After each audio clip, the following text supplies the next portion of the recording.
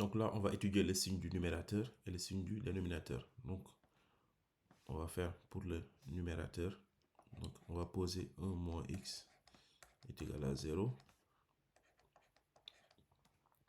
Donc, le 1, on déplace, ça devient moins 1. Donc, on a x est égal à moins 1.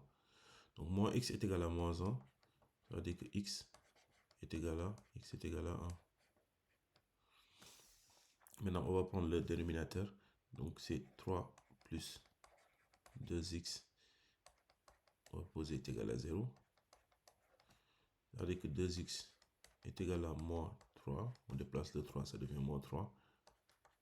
Ici, on va diviser par 2. Donc, on a 2x sur 2 qui est égal à moins 3 sur 2. On simplifie les deux. On a x est égal à moins 3 demi. Maintenant, là, on a vu le numérateur ou le dénominateur où les deux s'annulent. Maintenant, on va mettre au tableau de signes.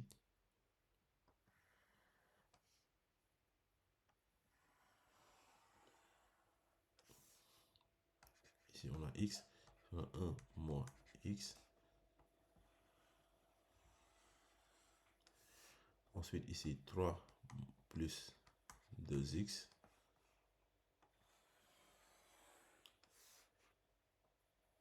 Et là, on a le quotient 1 moins x sur 3 plus 2x. Là, on a devant l'infini à plus l'infini. Maintenant, on va placer moins 3 demi, qui est plus petit. On va le placer devant. Ici, on a 1. On va placer le 1 ici.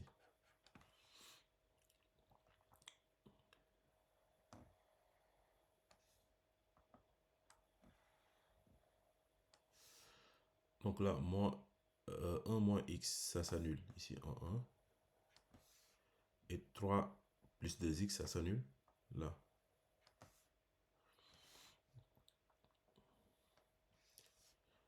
Maintenant, on va déterminer le signe, les signes. Ici, 1 moins x. Donc, on a moins x. C'est-à-dire, ici, on a un moins devant le x. Donc, le signe à droite, c'est un moins. Et le signe ici, forcément à gauche, c'est le signe contraire, c'est-à-dire plus. Là, on a devant le x, on a un 2 plus 2. Donc là, à droite, c'est à droite ici. Et à partir de là, c'est plus. Et ici, c'est moins. Maintenant, on a au quotient une division. Donc, on va diviser aussi les signes. Donc, plus sur moins, c'est moins. Plus sur plus, c'est plus. Et moins sur plus, c'est moins. Maintenant, ici, comme 3x moins 2, ça s'annule. Ici, en moins 3 demi. Maintenant, comme l'a dit, ici, on a une division. Et on voit bien qu'on ne peut pas diviser par 0. Donc là, c'est là où on met ici, les doubles barres. Donc, on va mettre un autre trait.